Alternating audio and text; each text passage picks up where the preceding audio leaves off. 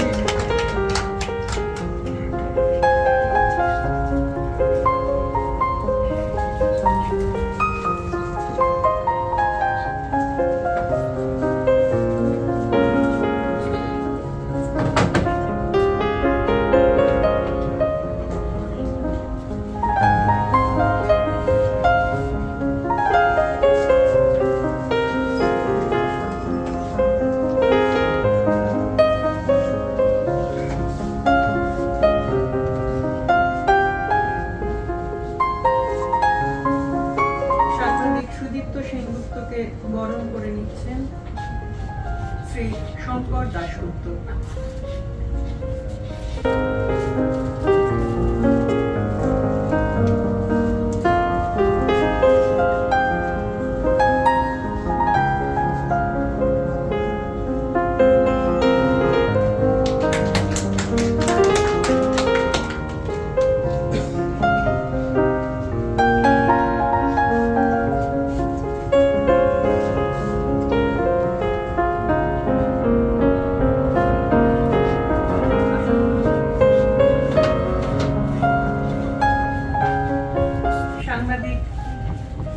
ভট্টাচার্যকে বরণ করে নিচ্ছেন শ্রী সুনীত চক্রবর্তী।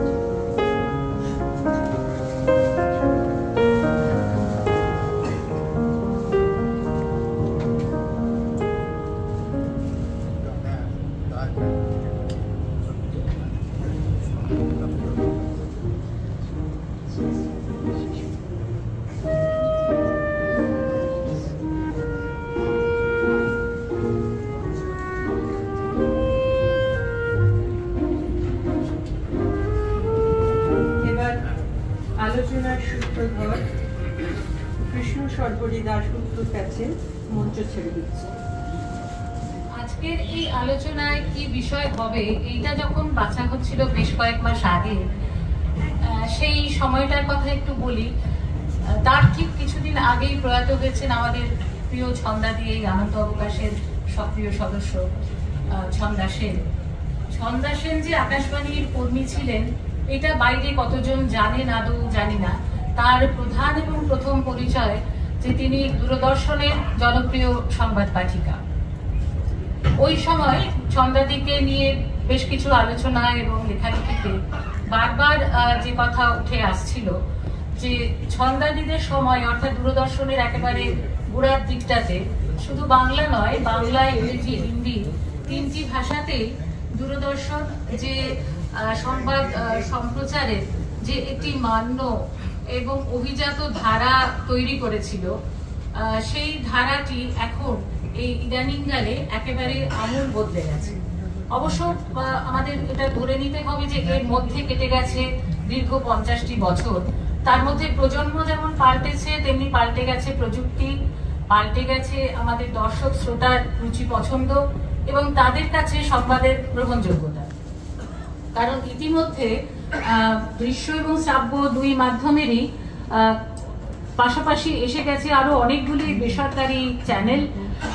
প্রবল বিক্রমে মাঠে নেমে পড়েছে সোশ্যাল মিডিয়া, সামাজিক মাধ্যম এবং অন্তর্জালের দৌলতে ডিজিটাল মিডিয়া। ফলে এখন আমরা যেখানে দাঁড়িয়ে আছি সে এক বিরাট বাজার, এক প্রতিযোগিতামূলক বাজার, যেখানে গোলমাল হওয়া, শোরগোল হওয়াটা খুবই স্বাভাবিক এবং হয়তো সংবাদপত্র তার বাইরে নয়। খবরের পুরো দুনিয়াটাতেই এখন বিরাট বিজয় হট্টগোল। তো এই হট্টগোল নিয়ে এই সময় আমরা ঠিক করি যে যদিও খুব অচর্চিত বিষয় নয়, কিন্তু আমাদের আজকের বিষয় হবে টেলিভিশন সংবাদ, নিউজ ভার্সেস নয়েজ, যেটাকে বাংলা করলে হয়তো আমরা বলতে পারি সংবাদ বনাম শোরগোল। আজকে এই বিষয়ে আমাদের এখানে যে তিনজন বক্তা আছেন, তিনজনেই সাংবাদিক। প্রত্যেককেই হয়তো আপনারা ব্যক্তিগতভাবে চেনেন, তবু একটু আনুষ্ঠানিক পরিচয় করে দেওয়া দরকার। একেবারে বাঁদিকে ডক্টর স্নেহাশিস সুর, দীর্ঘ 4 দশকেরও বেশি সময় দূরদর্শন সংবাদের সঙ্গে যুক্ত থাকলেও স্নেহাশিসের সাংবাদিকতার শুরুটা ছাত্রাবস্থায় একটি দৈনিক পত্রিকায়। কলকাতা প্রেস ক্লাবের সভাপতি স্নেহাশিসের আরেকটি পরিচয় যে আমাদের শহরে, দেশে এবং দেশের বাইরেও সাংবাদিকতা এবং গণমাধ্যম এই নিয়ে স্নেহাশিস অধ্যাপনা করে থাকেন। অর্থাৎ যে সাংবাদিকরা তৈরি হবে তাদের তৈরি করার ব্যাপারে তার একটা গুরুত্বপূর্ণ ভূমিকা আছে। এরপরে সুদীপ্ত সেনগুপ্ত, তিনিও আপনাদের কাছে পরিচিত মুখ।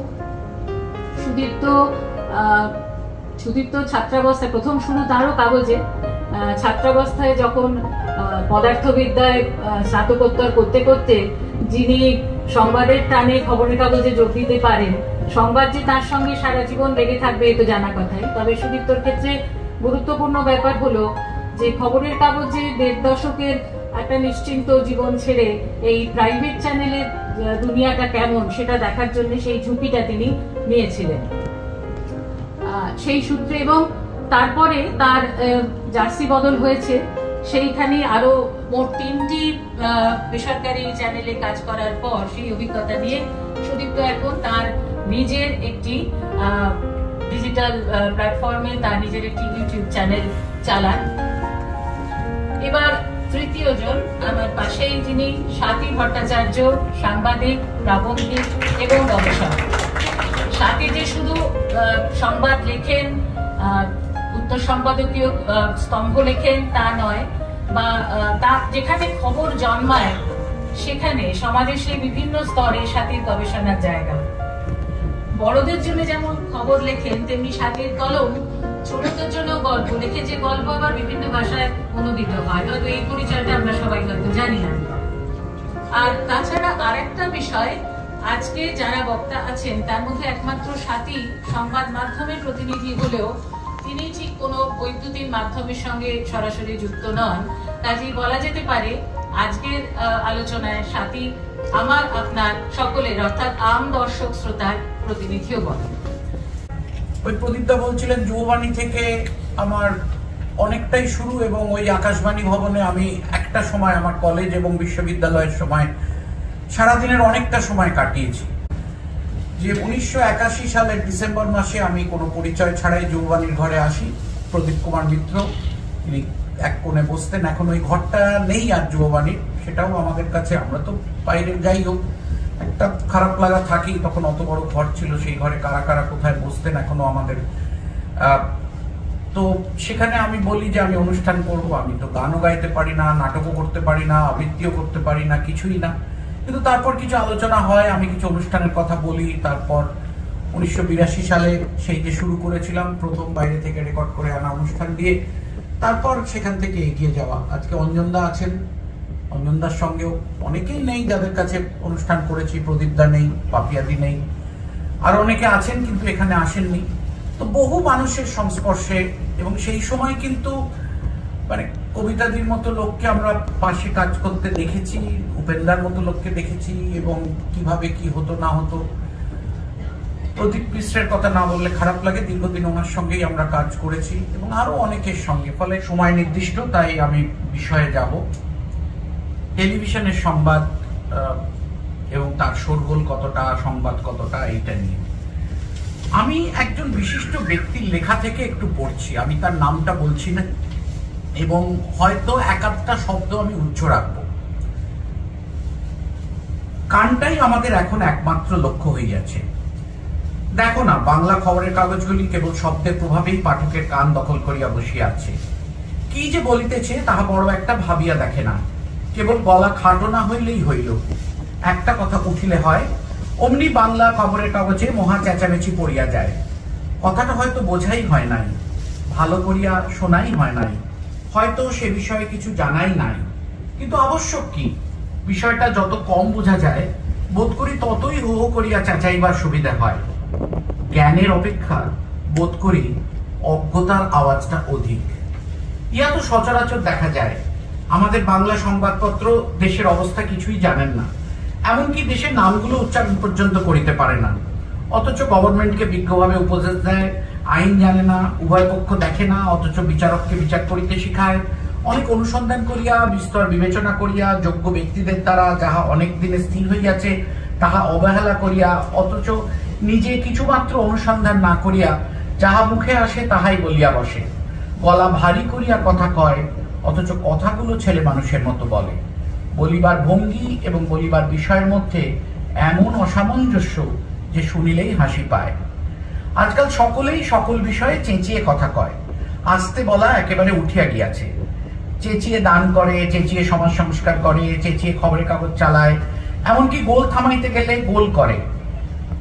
স্যাঁকড়া গাড়ি যত না চলে তত শব্দ করে, তাহার চাকা ঝনঝন করে, তাহার জানলা ঝরঝর করে, তাহার গাড়োয়ান গাল পাড়িতে থাকে, তাহার চাবুকের শব্দে অস্থির হইতে হয়। বঙ্গ সমাজও আজকাল সেই চালে চলিতেছে, তাহার প্রত্যেক ইঞ্চি শব্দ বাহির হইতেছে। সমাজটা যে চলিতেছে ইহা কাহারও অঙ্গীকার করিবার জো নাই। মাইল মাপিলে ইহার গতিবেগ যে অধিক মনে হইবে তাহা নহে, কিন্তু ঝাঁকানি মাপিলে ইহার গতি প্রবাহের বিষয়ে কাহারও সন্দেহ থাকিবে না। ঝাঁকানির চোটে আরোহীদের মাথায় মাথায় অনবরত ঠোকাঠুকি লাগিয়াছে, আর শব্দ এত অধিক যে একটা কথাও কাহারও কর্ণগোচর করিতে গেলে গলার শির ছিড়িয়া যায়। কাজেই বঙ্গ সমাজে চেঁচানোটাই চলিত হইয়াছে। পক্ষী জাতির মধ্যে কাকের সমাজ, পশু জাতির মধ্যে শৃগালের সমাজ, আর মনুষ্য জাতির মধ্যে বাঙালি। আমি রবীন্দ্রনাথ ঠাকুরের চেঁচিয়ে বলা প্রবন্ধটা অংশ বিশেষ পাঠ করলাম, যেটি ভারতী পত্রিকায় প্রকাশিত হয়েছিল চৈত্র 1289 সংখ্যায়, অর্থাৎ ইংরেজির 1883 সালে। তাহলে বুঝতে পারছেন তখন কিন্তু তরুণ রবীন্দ্রনাথ, তিনিও এই কথা লিখেছিলেন। আজকে সংবাদপত্রের জায়গায় যদি আপনি টেলিভিশনের খবর বলেন, তাহলে এই রবীন্দ্রনাথের উপলব্ধি, আসলে আমাদের জীবনের আশ্রয় তো রবীন্দ্রনাথ, এই কথাটাও রবীন্দ্রনাথ বলে গেছিলেন। তিনি দেখেছিলেন কিনা জানি না, ভাগ্যিস তাকে দেখতে হয়নি, কিন্তু তিনি তো দূরদ্রষ্টা, এতটাই যে ছিলেন বোঝা যায় না। 25 বছর হচ্ছে এই আনন্দ অবকাশেরও একাধিক অনুষ্ঠান যেহেতু প্রেস ক্লাবে হয়েছে, এবং উপেন্দার কতটা গুরুত্ব ছিল এই অনুষ্ঠানগুলোকে। আপনারা তো অনুষ্ঠানের দিন দেখেছেন, অনেকে যারা আয়োজক তারা জানেন কি খাওয়া দাওয়া হবে, কোথায় হবে। আমি বলেছি ফোন করে ঠিক করবেন, না গিয়ে ঠিক করতে হবে। এবার উপেন্দা এলেই আমাকে সেই সময় উপস্থিত থাকতে হয়, সেটাই নিয়ম। ফলে আমি চেষ্টা করতাম উপেন্দা যাতে ফোনেই সারেন, কিন্তু উপেন্দা ফোনে সারার পাত্র নন, ঘটনাস্থলে যাবেন, ফলে আমাকেও থাকতে হতো। এইরকম ছন্দাদিনও কিন্তু একটা ইচ্ছে ছিল শেষকালে যে একটা খাওয়া দাওয়ার ব্যাপার করবেন, সেটা প্রেস ক্লাবে আমাকে অনেকবার বলেছে, কিন্তু তারপরে অসুস্থ হয়ে গেলেন। সেই আনন্দ অবকাশের যখন 25 বছর, বাংলা টেলিভিশনেরও তখন কিন্তু এটা 50 বছর, এটা ভাবতে হবে। এবং এই টেলিভিশনের যখন 50 বছর শুরু হয়, তখন বুঝতেই পারছেন শুধু দূরদর্শন ছিল, ফলে তখন স্টুডিওর বাইরে থেকে বেশি অনুষ্ঠান করার সুযোগ কম থাকতো দিনের দিনে, বিশেষ করে নিউজ বা যেটাকে আমরা কারেন্ট অ্যাফেয়ার্স বা সাময়িক প্রসঙ্গের অনুষ্ঠান বলি। কারণ সব থেকে বড় কথা, শব্দ ধারণ করার ফিল্ম ছিল না একদম প্রথম দিকে। এখানে সিরাজ দাস, নিয়াসিস দা আছেন, ওরা আরো জানবেন ব্যাপারটা। তো প্রথম দিকে যে ফিল্মগুলো ছিল সেগুলো সেপ ম্যাগ নয়, ফলে শুধুমাত্র ছবি উঠতো। এবং পরে সেই সেপ ম্যাগের যে সিঙ্কোনাইজেশন, সিঙ্ক যেটাকে আমরা বলি, এগুলো একটু অনেক সময় লাগতো, ফলে দিনের দিনের কথা শুদ্ধ অনুষ্ঠান দেখানো যেত না। ফলে স্টুডিওর ভেতর থেকে অনুষ্ঠান হতো এবং আপনারা জানেন যে বিভিন্ন লোক বসে থেকেই কথা বলতেন, তার সঙ্গে কিছু ছবি যেত, খবরেও কিছু ছবি যেত, কিছু যাকে আমরা পরিভাষায় ড্রাই বলি সেরকমই যেত। এবং দূরদর্শনের খবরে যেহেতু মানে যারা খবর পাঠ করেন বা যাকে আমরা এখন অ্যাঙ্কার বলি, তাদের নিজস্ব স্বাধীনতা খুব একটা থাকতো না, যা লেখা আছে সেটাই পড়তে হবে। এবং দূরদর্শনের কিরকম খবর ছিল সেটা আর এখানে কাউকে বিশ্লেষণ করার প্রয়োজন নেই। ফলে তার একটা ধারা, একটা রীতি, একটা ঘরানা ছিল। এবং তারপর যখন আস্তে আস্তে আমাদের যন্ত্র পাল্টায়, প্রযুক্তি পাল্টায়, যখন ভিডিও আসে তখন শব্দটাও আসে, ফলে আস্তে আস্তে শব্দ বেশি করে দেওয়ার চল হতে থাকে। এবং একটা সময় যখন ওই বাইরে থেকে শব্দ আনা যায়, তখন স্টুডিওতে বসে কথা বলাটা কিন্তু খুব একটা ভালো অনুষ্ঠান বলে পরিগণিত হতো না। তখন বাইরে যাও, ঘটনাস্থল থেকে নিয়ে এসো, সেটা সম্পাদনা করে দেওয়া হতো, খবরই হোক, আলোচনাই হোক, যাই হোক। তারপরে আবার কেন জানি না 90 দশকের পরে যখন অন্যান্য বেসরকারি চ্যানেল, আপনারা জানেন সে বিখ্যাত মামলা আকাশ যখন উন্মুক্ত হলো জনগণের জন্য, তখন অনেক বেসরকারি চ্যানেল এলো। প্রথম দিকের বেসরকারি চ্যানেলগুলোর সূত্রপাত যেহেতু দূরদর্শনের ঘরানায় তৈরি হয়েছিল, ফলে তাদের অনুষ্ঠানের মধ্যে কিন্তু একটা মান্য, গ্রহণযোগ্য একটা উপস্থাপনা ছিল। আমি নাম করেই বলি, এনডিটিভি বলুন, আজ তাক বলুন। তারপর আস্তে আস্তে যখন বহু আসতে থাকে, তখন প্রতিযোগিতায় তারা চিৎকার চেঁচামেচি শুরু হতে থাকে, সেটা আমরা সকলেই জানি। এখন বিষয়টা হচ্ছে যে এই রাজনৈতিক প্রতিক্রিয়া যখন আসে এবং যখন একটা আলোচনা চক্র হয়, আমরা কিন্তু অনুষ্ঠান করতে গিয়ে দেখেছি যারা অন্য চ্যানেলে বিরাট চিৎকার করেন, তারা কিন্তু অনুষ্ঠানের মাঝখানে কমার্শিয়াল ব্রেকে বলুন, বিরতিতে বলুন, বাণিজ্যিক বিরতিতে বলুন বা অন্য সময় বলুন, বলছেন এখানে তো আর কলতলার ঝগড়া করা যায় না, তাই একটু আস্তে আস্তে বলতে হয়। এখানে তো একজন শেষ করলে কথার মাঝে তো কথা বলা যায় না। তাদেরও কিন্তু ধারণা ছিল যে দূরদর্শনটা একটু আলাদা, যখন কিন্তু অন্য চ্যানেল এসে গেছে। আমাদের আর একটা জিনিস বুঝতে হবে যে প্রযুক্তি কিভাবে আমাদের বিষয়বস্তুর ওপরে আঘাত আনে বা তার পরিবর্তন করে। বিষয়বস্তু মানে আমি কন্টেন্ট বোঝাতে চাইছি। যখন আমাদের সরাসরি সম্প্রচারের ব্যবস্থা ছিল না, তখন ওই সংগ্রহ করে এসে, ধারণ করে এসে চিত্র এবং শব্দ সেটা সম্পাদনা করে দেখানো হতো। কিন্তু তারপর যখন সরাসরি সম্প্রচারের ব্যবস্থা হয়, তখন কিন্তু বিভিন্ন চ্যানেল বেশি করে এই যারা সংবাদ পাঠক বা যারা রয়েছেন স্টুডিওতে এবং ঘটনাস্থলে যে সাংবাদিক রয়েছেন, তাদের কথোপকথন আসতে থাকে। এবং এটাই হচ্ছে একটা সাংঘাতিক ব্যাপার যে তখন সেই কথোপকথনে একটা প্রচন্ড চিৎকার চেঁচামেচি শুরু হয়ে যায়। এবং একটা কথা, মানে কেন প্রশ্ন করছে তার কোনো কারণ নেই। আচ্ছা, উনি কখন আসবেন, উনি যে মুহূর্তে এসে পৌঁছবেন আপনাদের জানাবো, কখন আসছেন তো বলা যাচ্ছে না, উনি এই মুহূর্তেই আসবেন। এবং এক একজন বিশিষ্ট ব্যক্তির উপস্থিতি ঘটনাস্থল থেকে এক একজন সাংবাদিক, প্রতিবেদক যখন জানাচ্ছেন, মনে হচ্ছে যেন মানুষ চাঁদে পা দিচ্ছে। এটা তো জানাই আছে যে অমুক বিখ্যাত ব্যক্তি ওই অনুষ্ঠানে আসবেন। এখন এই জিনিসগুলো কিন্তু টিআরপি বা বিজ্ঞাপন পাওয়ার জন্য এটা তৈরি হয়েছে। এটা কেন হয়েছে, কেন হয়নি, কিন্তু এটা এসে গেছে। শুধু চিৎকার, শুধু চিৎকার। এবং একটু ভিড় থাকে বলে অনেক সময় চিৎকার করতে হয়, কিন্তু যখন ভিড় নেই তখনও চিৎকার। আমি এটা খবরের মানে কথা বললাম, কিন্তু তারপরে আমি যখন আমরা অন্যান্য অনুষ্ঠানের কথা বলবো, যে মানে এটা আলোচনা চক্রের কথা বললাম, খবরের কথাতেও তাই। আমরা আগে জানতাম news when it happens, news as it happens। তারপরে সেই বস্তুনিষ্ঠতাটা আস্তে আস্তে আপন মনের মাধুরী বিষয়ে কেউ একজন ব্যাখ্যা করতে থাকলেন। হয় তিনি নিজের মতো করে ব্যাখ্যা করছেন, হয় তার চ্যানেল যেটা বলতে চায় সেটা ব্যাখ্যা করছেন। ফলে খুব ব্যক্তিগত বিষয় কিন্তু এসে গেল। এবং এর ফলেই কিন্তু একদিকে স্টুডিওতে যত চিৎকার হবে তত টিআরপি বাড়বে। এবং একথা বলতে অস্বীকার করার কারণ নেই যে দূরদর্শনেও যখন এই ধরনের অনুষ্ঠান হয়েছে, আর যেদিন মাঝে মাঝে বিরাট ঝগড়াঝাটি হয়েছে, যেদিন যেসব সহকর্মী বন্ধুরা তখন দায়িত্বে আজকে বলেন বা আজ বেশ ভালো হয়েছে, অর্থাৎ মানুষ কি সত্যিই এটা এনজয় করে? মানুষ কি সেই চিৎকারটাই, এই ঝগড়াটাই দেখতে চায়, নাকি খুব সুন্দর করে ভালো করে বুঝিয়ে সুঝিয়ে একটা উপস্থাপনা সেটাই দেখতে চায়? এখন এটা কোনটা আগে কোনটা পরে এটা বলা খুব মুশকিল। এখন আমরা যেটা বুঝতে পারি যে একটা যখন আমাদের বহু বা ব্যক্তিগত মালিকানাধীন চ্যানেলগুলো যখন আসে, তখন এই ধরনের আমাদের বেশি এই ধরনের তীব্রতা, এই ধরনের চিৎকার, এই যে কথা সাধারণভাবে বললে হয়, সেটা এই ধরনের চিৎকার খানিকটা অযাচিতভাবে এসে যায়। সেটা কি সত্যি দর্শকদের মনোযোগ আকর্ষণের জন্য, নাকি একজন করছে বলে আরেকজন করছে, আরেকজন করছে? হয়তো এটা আস্তে আস্তে এটা এখন প্রৌঢ়ত্বে আছে বা যৌবনে আছে, ব্যক্তিগত বালিকানাধীন চ্যানেল, সেটা হয়তো আস্তে আস্তে যখন তৈরি হবে, আরো পরিপক্ক হবে, তখন হয়তো আরেকটু কমবে। আসলে বিবিসি কিন্তু কোনোদিন এই জিনিস করে না। এবং আপনাদের যাদের বাংলাদেশের বিভিন্ন টেলিভিশন চ্যানেল দেখার সুযোগ আছে, আপনারা দেখবেন যে বাংলাদেশের টেলিভিশন চ্যানেলও কিন্তু এই জিনিস করে না। আমরা যারা মার্ক টালির প্রতিবেদন দেখেছি, ক্রিশ্চিয়ান অ্যাম্ব্রোপুরের প্রতিবেদন দেখেছি, বা ওয়াল্টার কংক্রাইট, এডওয়ার্ড মারো, এদের মতো মানে উপস্থাপককে দেখেছি, সংবাদ পাঠককে দেখেছি, প্রণয় রায়, বিনোদ দুয়া, রাহুল দেব, রজত শর্মা, এদের কিন্তু আমরা চিৎকার করতে দেখিনি।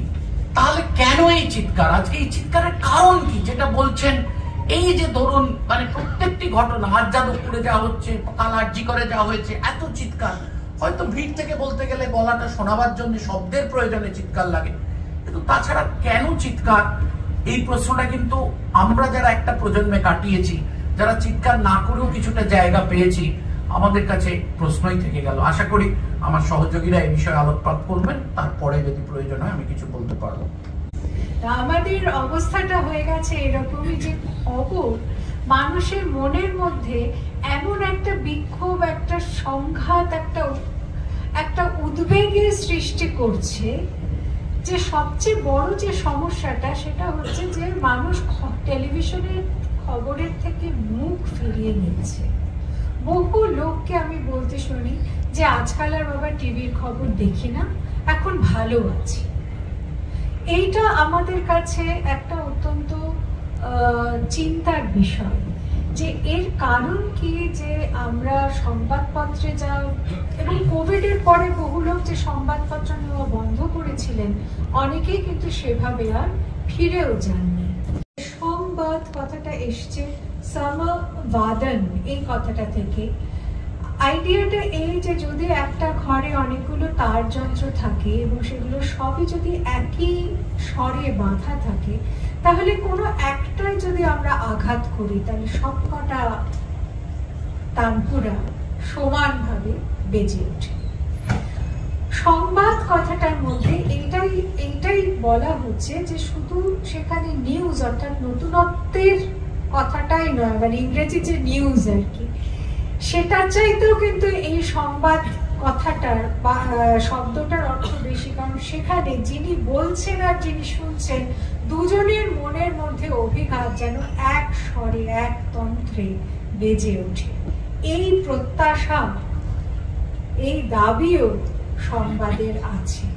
সুতরাং আজ যখন আমি সংবাদ পরিবেশন করছি, অথবা আমি যখন দর্শক হিসেবে সংবাদকে, পাঠক হিসেবে সংবাদকে গ্রহণ করছি, তখন বারবার সার্থকতা কোথায়, যে যদি আমি যে মানে যিনি দেখেছেন, যিনি রিপোর্টার, তিনি যা অনুভব করেছেন একটা দৃশ্য দেখে, একটা ঘটনা দেখে, তার মনে যে ফিলিং হয়েছে সেটা রাগের হতে পারে, এটা অসহ্য, এটা মেনে নেওয়া যায় না হতে পারে, আবার সেটা একটা মজার হতে পারে, এটা একটা সাধুবাদের হতে পারে যে হ্যাঁ এরমই তো চাই, একটা প্রেরণার হতে পারে। ঠিক সেই বোধটা আমি আমার দর্শক পাঠকের মধ্যে সঞ্চারিত করতে পারছি না, এক সুরে আমি বাঁধতে পারছি কিনা, দ্যাট ইজ কমিউনিকেশন। আমি একটা বাক্য লিখলাম আর আপনি যেহেতু একই ভাষা পড়েছেন সেহেতু আপনি সেই বাক্যটা পড়লেন, এটা কমিউনিকেশন নয়। তো সার্থক সংবাদের এই জায়গাটায় আমরা কোথায় মিস করছি? এক তো ধরুন প্রচুর আলোচনা হয় মিসইনফরমেশন, ডিসইনফরমেশন, ফেক নিউজ, এগুলো নিয়ে। এটা নিয়ে আজকে কথা বলার দরকার নেই, কারণ এগুলো হচ্ছে খবরের নামে প্রতারণা। যদিও যেভাবে মানুষ প্রতারিত হন, বিশেষত ডিজিটাল মিডিয়া যারা অত অভ্যস্ত নন, তারা যত সহজে, যত বেশি আবেগ কম্পিত হয়ে ওঠেন এবং দুঃখ পান, এটা সত্যিই একটা আমাদের মানে অত্যন্ত পরিতাপের বিষয়। কিন্তু তবু আমি বলছি যে ওই ফেক নিউজকে সরিয়ে রেখেও যদি আমরা যা দেখি সেটা হচ্ছে অনেক অনেক অর্থহীন কথা। আমি কিন্তু নয়েজ বলতে শুধু স্নেহাশিস যেমন চিৎকার চেঁচামেচি বলছিলেন, আমি শুধু সেই চড়া গলার কথাকে বলছি না, শোরগোলকে বলছি না। এমনকি মানে লেখাতেও, মুদ্রিত যে সংবাদ সেখানেও এই ঘটেছে, তাইতে উনি এই বললেন এবং তিনি এই বললেন। এর বেশি আমরা সংবাদ থেকে প্রায়ই আর কিছু পাই না। ফলে যেটা হয় সেটা হচ্ছে যে কিছু ফ্যাক্টকে হাওয়ায় ছেড়ে দেওয়া হলো, কিন্তু সেগুলোকে একটা ফ্রেম বন্দি করা হলো না। এখানে আমাদের মানে আমরা যেহেতু সকলেই সাংবাদিক, সেই অর্থে আত্মসমালোচনার সুরে বলছি যে এখানে সাংবাদিক হিসেবে আমাদের ব্যর্থতা। আমরা এই মিনিং মেকিং এর যে কাজ, যেটা অর্থ তৈরির যে কাজ, অর্থ নির্মাণের যে কাজ, এটাই কিন্তু সাংবাদিকের প্রথম এবং প্রধান কাজ। যেটা ওই খবর এনে, কিছু খবর মানে বাজার কিছু আলু পটল কিনে এনে ঢেলে দিলাম, সেটা যেমন খাওয়ানো নয়, যেমন আমার উপর নির্ভর করবে যে সেটা মাছের কালিয়া হবে না ফিশ ফ্রাই হবে, সেই রকম আমার উপরে নির্ভর করবে যে যে তথ্য, যে ঘটনা আজকে ঘটে যাচ্ছে, সেটাকে আমি কিভাবে আমার পাঠকের কাছে, দর্শকের কাছে আমি পেশ করব। আমরা অনেক সময় এই দায়িত্ব এড়িয়ে যাচ্ছি, এমন নিঃশব্দ যে কান ঝালাপালা হয়ে যাচ্ছে। মিডিয়াও কিন্তু অনেক এরকম সাইলেন্ট জায়গা রেখে দেয়, সেই অর্থ মিডিয়া তৈরি করতে ভয় পায়। আপনারা জানেন কিছুদিন আগে ধর্ষণের একটা খবরে সারা রাজ্য তোলপাড় হয়ে গেল। আমরা যদি 2012 সাল থেকে দেখি তাহলে এরকম 4টে খবর, দিল্লির নির্ভয়া, তারপরে আমাদের হায়দ্রাবাদের প্রিয়াঙ্কা, তারপরে উত্তরপ্রদেশে হাথরাস, তারপরে আমাদের এখানে অভয়া বা যাই বলি। এই যে ঘটনাগুলো, এই 4টে ঘটনায় মিডিয়া প্রচুর কভার করেছে, মানুষের বিক্ষোভ কভার করেছে, তার চাপেই হয়তো কোনো রকম একটা বিচার হয়েছে, কোথাও সেটা এনকাউন্টার, কোথাও অন্য কিছু, কিন্তু যাই হোক কিছু একটা দ্রুত গতিতে কিছু একটা হয়েছে। এই সবের মধ্যে আপনি মিডিয়ার ভূমিকার প্রশংসাও করতে পারেন, কোথাও কোথাও আপনি ত্রুটিও খুঁজে বার করতে পারেন।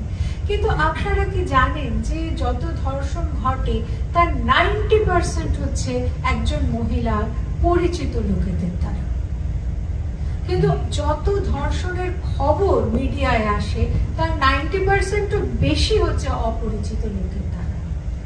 পরিচিত লোকের দ্বারা একজন মেয়ের নির্যাতনের বিষয়ে সংবাদপত্র অদ্ভুত ভাবে নীরব, কনসিস্টেন্টলি নীরব, ইংরেজিও নীরব, বাংলাও নীরব, হিন্দিও নীরব, ওয়াশিংটনও নীরব, লন্ডনও নীরব, কলকাতাও নীরব। কেন?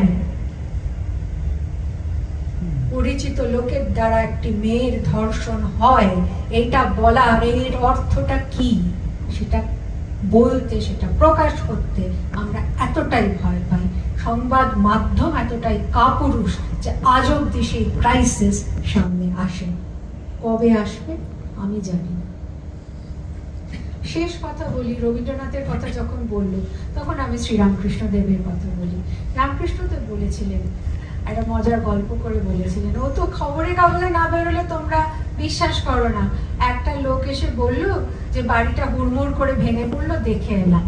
যাকে বললো সে বললো দাঁড়া দাঁড়া আজকে কাগজটা খুলে দেখি। কাগজ খুলে কোথাও খুঁজে পাচ্ছে না, বলে না না তুই দেখ, ভুলভাল বলছিস, বাড়ি ভাঙেনি। সে যতই বলে আর আমি নিজের চোখে দেখে এলাম বাড়িটা ভেঙে পড়েছে, ততই এই লোকটা বলে বাড়ি ভাঙেনি, কাগজে তো লিখে। তার মানে কি?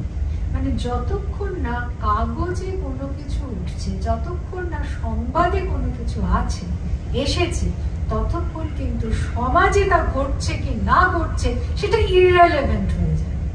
সেটা প্রায় তার কোনো স্বীকৃতি থাকে। এই অ্যাজেন্ডা সেটিং ফাংশন, যেমন মিনিং মেকিং ফাংশন, সেরকম অ্যাজেন্ডা সেটিং ফাংশন, এটাও মিডিয়ার কাছে একটা অত্যন্ত ইম্পর্টেন্ট।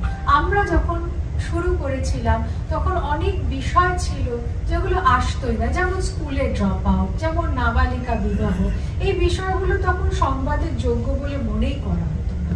আজকে কিন্তু এই বিষয়গুলো অত্যন্ত, শৌচাগার, মেয়েদের জন্য শৌচাগার না থাকা, মনোরোগীর যে সহায়তা প্রয়োজন, এই ধরনের বিষয়গুলো আজ থেকে 20 বছর 25 বছর আগে সংবাদপত্রে সেভাবে আসতো না। আজকে কিন্তু আসে। আজকে আমরা ভিন্ন যৌনতার মানুষদের নিয়ে লিখি, আজকে আমরা আত্মহত্যার প্রবণতার যে সহায়তা প্রয়োজন তাকে ধমকে চুপ করানোটা অপরাধ, এই ধরনের কথাগুলো আজকে আমরা লিখতে পাই। এই নতুন নতুন বিষয়গুলো এনে আমরা সমাজের সামনে নতুন মূল্যবোধ তৈরির একটা সুযোগ তৈরি। আমার কি নম্বর কাটা গেল? আমি বেশি বলে ফেললাম। আচ্ছা, নতুন নতুন মূল্যবোধ তৈরির একটা, মানে অমর্ত্য সেন বলেছেন যে মিডিয়ার একটা কাজ হচ্ছে value formation, new value formation. মেয়েরা যে বাড়ির বাইরে কাজ করতে যায়, এটাকে আমি কিভাবে দেখবো? দুটো মেয়ে যে একসঙ্গে কাপল হিসেবে থাকতে চায়, এটাকে আমি কিভাবে দেখবো? এই কথাগুলো কিন্তু নিয়ে আসে মিডিয়া সকলের সামনে। এবং এই এজেন্ডা সেটিং ফাংশন থেকে যদি আমরা once again like cowards, like কাপুরুষ, আমরা যদি আমাদের যে কর্তব্য সেটা অস্বীকার করি, মুখ ঘুরিয়ে নিই, তাহলেও noise by silence or noise by putting a lot of meaningless words but weightless words, যা ক্যারি করে না। মানে গৌরকিশোর ঘোষের একটা কবিতায় উনি বলেছিলেন যে শব্দ যদি চকমকি পাথরের মতন স্ফুলিঙ্গ, শব্দের আঘাতে যদি চকমকি পাথরের আঘাতের মতো স্ফুলিঙ্গ না ভার করতে পারে, তাহলে সেই শব্দ কি লাভ? মানে উনি বলছেন যে সেই শব্দের আধার যেন সবাধার, এবং সেই সবাধারে একদিন কবিতারও সব, কবিতারও মৃতদেহ, কবিতারও সব তুলে দিতে হবে। তুলে কি হবে না দিতে? কবিতারও সব। এই কি নিয়তি? কবিতার নাম ছিল নিয়তি। এই কবিতাটা উনি জেল থেকে বসে শঙ্কর ঘোষকে লিখেছিলেন। এবার আমি একটু নিউজ আর নয়েজ নিয়ে বলি। নিউজ, নয়েজ হচ্ছে প্রাকৃতিক বিষয়। বিশ্ব ব্রহ্মাণ্ডে নয়েজই ছড়িয়ে আছে। ফিজিক্স এটাকে বলে এন্ট্রপি, বিশৃঙ্খলার পরিমাপকে বলে এন্ট্রপি। এন্ট্রপি ক্রমবর্ধমান। প্রাকৃতিকভাবে নয়েজই বেড়ে চলে। তার মধ্যে শৃঙ্খলা আনার জন্য উদ্যম দিতে হয়, এনার্জি দিতে হয়। খুব সহজ একটা উদাহরণ হচ্ছে, আপনাকে যদি কোনো কিছুকে ঠান্ডা রাখতে হয় তাহলে ফ্রিজ চালাতে হয়। ফ্রিজ চালানোর জন্য, রেফ্রিজারেটর চালানোর জন্য বিদ্যুৎ খরচ করতে হয়। কিন্তু বরফকে যদি বাইরে রেখে দেন, সেটা আপনা থেকে জল হয়ে যাবে। এন্ট্রপি, বিশ্ব ব্রহ্মাণ্ডে বিশৃঙ্খলা ক্রমশ বেড়ে চলেছে। সূর্য থেকে যেদিন পৃথিবীর কোনো উত্তাপের তাপমাত্রার পার্থক্য থাকবে না, সেদিন তখন পৃথিবীতে জীবন শেষ হয়ে যাবে, বহু লক্ষ লক্ষ কোটি কোটি বছর পরে। চিন্তার কোনো কারণ নেই। কিন্তু noise is the natural thing, এটা আমাদের মনে রাখতে হবে। এই যে জ্যোতিক পদার্থবিজ্ঞানীরা কি করেন, নানা রকম কসমিক সাউন্ড সারা বিশ্ব ব্রহ্মাণ্ড থেকে সবসময় চলে আসছে। আমাদের অনেকগুলো বড় বড় টেলিস্কোপে আমরা কান পেতে রেখেছি। ওই নয়েজের মধ্যে থেকে আমরা প্যাটার্ন খুঁজছি। বিশ্ব ব্রহ্মাণ্ডে অন্য কোথাও কি প্রাণের উৎস আছে? অন্য কোথাও থেকে কি ইন্টেলিজেন্ট সিগন্যাল আসছে? এই বিশৃঙ্খলার মধ্যে থেকে প্যাটার্ন খুঁজে বার করা, এটাই নিউজ। আপনারা সকলেই জানেন 20 থেকে 20,000 হার্টজ হচ্ছে কম্পাঙ্ক আমরা কানে শুনতে পাই, তাই তো? এর মধ্যে থেকে মাত্র কয়েকটা কম্পাঙ্ক বেছে নিয়ে সেগুলো বিশেষভাবে সাজিয়ে আমরা সারেগামা পাধানিসা তৈরি করেছি। সেই সঙ্গীত আমাদের আকর্ষণ করে, কোলাহল আকর্ষণ করে না। ছবি আঁকার ক্ষেত্রে একই জিনিস প্রযোজ্য। আমরা ছবি আঁকার ক্ষেত্রে লক্ষ লক্ষ কোটি কোটি ফ্রিকোয়েন্সি, যেটা ইলেকট্রোম্যাগনেটিক ওয়েভ, সেগুলো এক একটা রংকে রিপ্রেজেন্ট করে। একটা মোটামুটি হিসেব রয়েছে 800 লক্ষ কোটি এত রকম রং হতে পারে। তার মধ্যে মাত্র 6টাকে নিয়ে ভ্যান গগ সানফ্লাওয়ার এঁকে ফেলেন, প্যাটার্ন খুঁজে বার করেন। আমাদের সাংবাদিকদের কাজ হওয়া উচিত ছিল, সংবাদ মাধ্যমের কাজ হওয়া উচিত ছিল এই প্যাটার্নটা খুঁজে বার করা। আমরা কি তা করছি না। আমি তো কৃষ্ণ সর্বরিদি বারবারই বলেছেন আমার প্রাইভেট চ্যানেলে কাজ করার কথা। আমি যখন প্যাটার্নের কথা বলছি, ছকের কথা বলছি, নির্দিষ্ট খবর তো শুধু তথ্য নয়, খবরকে ব্যাকগ্রাউন্ডে ফেললে তবে খবর, তাই না? প্রেক্ষাপট ছাড়া কোনো কিছু খবর নয়। শুধু একটা এক গাদা রং কোথাও ছুড়ে দিলে সেটা ছবি হলো না, একটা সাদা ক্যানভাস চাই। আমি যে কথাগুলো বলছি, শুধু আমি কথা বলছি বলেই আপনারা শুনতে পাচ্ছেন বারবার। সবাই কথা বললে শুনতে পেতাম না। কথা বলার জন্য নৈশব্দের ব্যাকগ্রাউন্ড চাই। খবরকে আমি একটা উদাহরণ দিয়ে বলছি। 1950 সালে আমাদের দেশ স্বাধীন হওয়ার ঠিক পরে আমাদের দেশে মানুষের লাইফ এক্সপেক্টেন্সি অ্যাট বার্থ, অর্থাৎ কিনা মানুষের গড় আয়ু বলা যেতে পারে, একজন মানুষ জন্মালে তার কত বছর বাঁচার কথা, এটা ছিল 35 বছর মতো। এখন এটা প্রায় 70 বছর। তাহলে এই তথ্যটা থেকে আমি দাবি করতে পারি আমাদের স্বাস্থ্য ব্যবস্থার অনেক উন্নতি হয়েছে। এত বছর পরে, 75 বছর পরে মানুষ প্রায় দ্বিগুণ বাড়ছে। এই দাবিটা তো ভুল নয়, কিন্তু আমার কর্তব্য হবে সাংবাদিক হিসেবে এইটা বলা, শ্রীলঙ্কার ক্ষেত্রে সংখ্যাটা কিন্তু 78 বছর, বাংলাদেশের ক্ষেত্রে কিন্তু এমনকি 74 বছর। কেউ একটু খুশি হতে পারেন, পাকিস্তানের ক্ষেত্রে একটু কম, 65 বছর।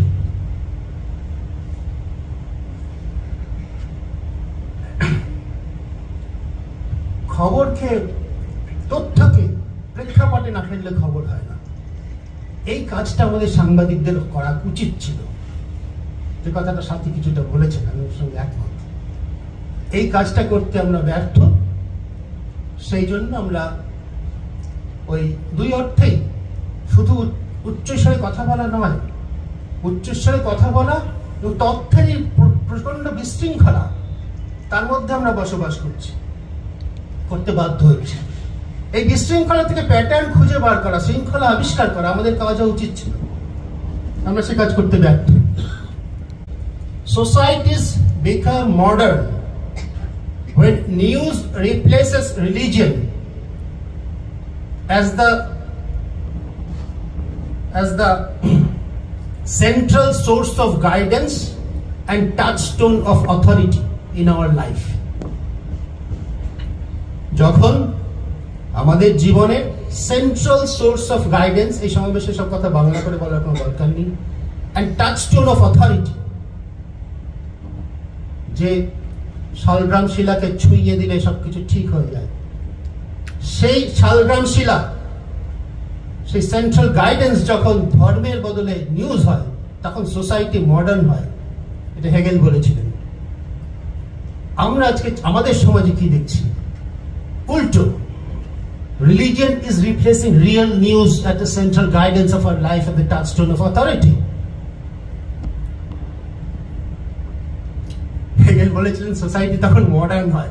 আমি জানি না আমরা কি এখন অ্যান্টি মডার্ন বা আনমডার্ন হওয়া শুরু করেছি কিনা, কারণ আমরা এখন উল্টো। আমি বলছি অ্যান্টি মডার্ন, আনমডার্ন হওয়া শুরু করেছি কিনা। Well, my term is anti-modern. কিভাবে আমরা নয়েজ তৈরি করি জানে, আমি একটুখানি বলি, যেহেতু বারবার আমার প্রাইভেট চ্যানেলে কাজ করার কথা বলেছিলাম, তার অভিজ্ঞতা আপনাদের অভিজ্ঞতা থেকে একেবারেই নিশ্চয়ই আলাদা। কারণ আমাদের সত্যি সত্যি বছরের শেষে ইভ্যালুয়েশন হয় এবং চাকরি চলে যায় একজন, মানে অন্তত এখন তো খুবই যায়। আমি অবশ্য প্রথম দিকে যখন শুরু করেছিলাম তখন যেত না। আমি বলছি, যদি বলি এই প্যাটার্ন আবিষ্কারের কথা, তথ্য থেকে খবর খুঁজে বার করার কথা, সেই খবরকে এমন ভাবে পেশ করার কথা যাকে কমিউনিকেশন, প্রকৃত কমিউনিকেশন বলা যায়। আমাদের উচ্চ কর্তাদের বৈঠক, বড় টেলিভিশন, সর্বভারতীয় টেলিভিশন চ্যানেল, শুধু না, সর্বভারতীয় টেলিভিশন নেটওয়ার্ক, বিরাট বড় চ্যানেল, দেশের সব থেকে বড়।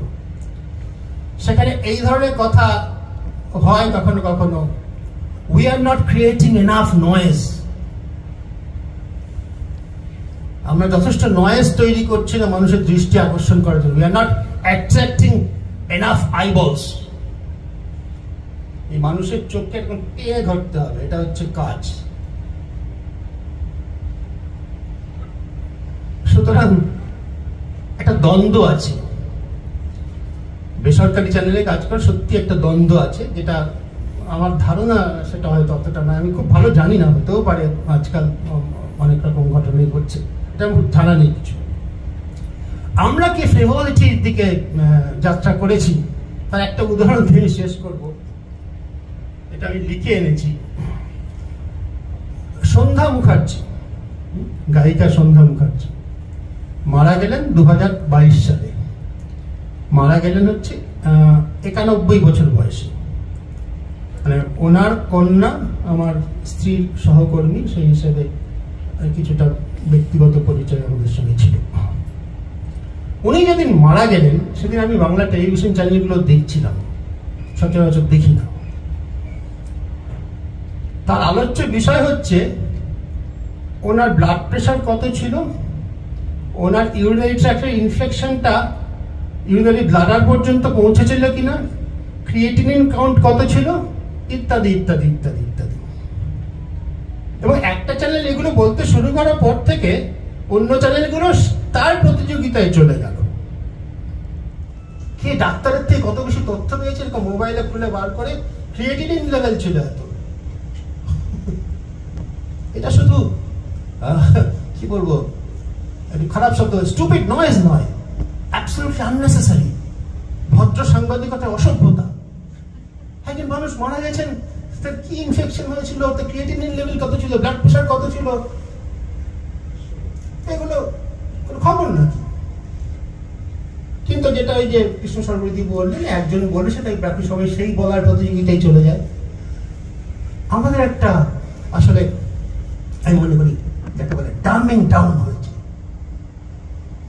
আমাদের একটা অবদমিত, একটা চেপে রাখা একটা অবস্থা, বামন করে রাখা হয়েছে আমাদের দর্শক শ্রোতাদের, যার পিছনে দুটো কারণ খুব সংক্ষেপে বলে আমি শেষ করব।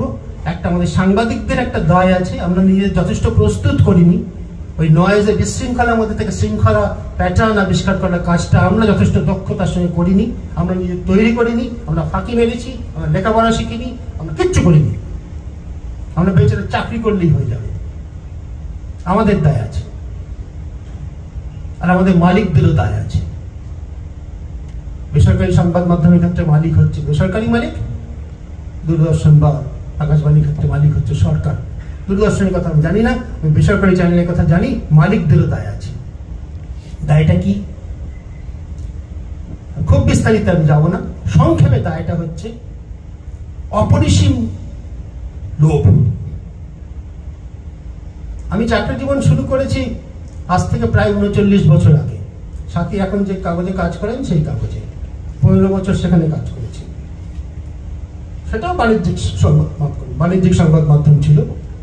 সেখানেও কর্মচারীদের মাইনে দিতে হতো, ব্যবসা চালিয়ে বিজ্ঞাপনের টাকা রোজগার করে, কাগজ বিক্রি করে, এবং তার থেকে নিশ্চয়ই মালিককে কিছু লাভও করতে হতো।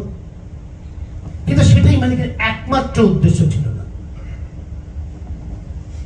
তার সঙ্গে অনেকগুলো ভ্যালুস ছিল।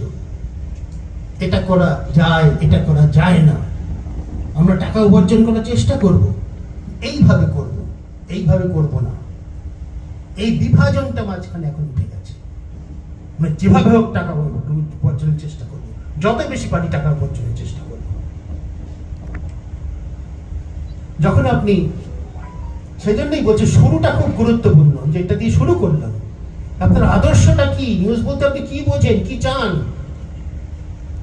আজকে যারা বেসরকারি চ্যানেল যারা ভারতে চালায়, খুব বেশি লোক তো চালায় না, আপনারা জানেন, বেসিক্যালি দুটি সংস্থা চালায় প্রায় সব চ্যানেল। সুতরাং বলতে গেলে দুজন মানুষ চালাবে। তারা যদি, কর্তৃপক্ষের কথা বলছি, সর্বোচ্চ মালিক যাদের নাম আপনাদের মনে আসছে, তারা তো গভীরে বিষয় কি ডিটেলস দেখেন না। তারা যদি চান, যদি চাইতেন দেশে স্বাধীন সংবাদ মাধ্যম, যে সংবাদ মাধ্যম হওয়া উচিত ছিল, এই নিয়ে কোনো বিতর্ক নেই, কি সংবাদ মাধ্যম হওয়া উচিত ছিল, সেটা আমি আশা করি আপনার আমি একমত। তাহলে চাইতেন সেই সংবাদ মাধ্যম থাক, তাহলে একটি টেলিভিশন চ্যানেল যা একটা শ্রদ্ধার, বিশ্বাসের, মর্যাদার আসন যার ছিল, তার মালিকদের হয়রান করে, হ্যারাস করে, বছরের পর বছর ঘুরিয়ে, বিদেশ যাত্রা আটকে, প্রায় জেলে পাঠানোর মতো অবস্থায় নিয়ে 7 বছর পরে বলা হলো না, সব ভুল ছিল, কোনো কিছু পাওয়া যায়নি। ততদিন সেই চ্যানেলটা মালিকানা হস্তান্তর হয়ে গিয়েছে এবং আমাদের সামনে থেকে সেই চ্যানেলটা হারিয়ে গিয়েছে। সেই নামটা আছে, সেই লোগোটা আছে, সেই আদর্শটা নেই, সেই ভাবনাটা নেই। সুতরাং দায় আমাদের, দায় আমাদের মালিকদের সকলের। এবং নয়েজ থেকে নিউজ তৈরি করার যে কাজ আমাদের সাংবাদিকদের করা উচিত ছিল, আমরা ব্যর্থ হয়েছি। আমাদের মালিকরাও সে কাজ করতে আমাদের বাধ্য করতে পারেন না, বরঞ্চ উৎসাহ দেন এমনভাবে চলতে যাতে নিউজ আর নয়েজের পার্থক্যটাই গুলিয়ে যায়, নিউজকেই নয়েজ বলে মনে হয়, এবং চেঁচাও চেঁচাও আরো চেঁচাও, চেঁচাতে পারছো না তাহলে আর কি হলো, এটা স্নেহাশিস বলছিল। কলতলার ঝগড়া যদি না হয় তাহলে আর কি প্রোগ্রাম হলো সন্ধ্যাবেলা।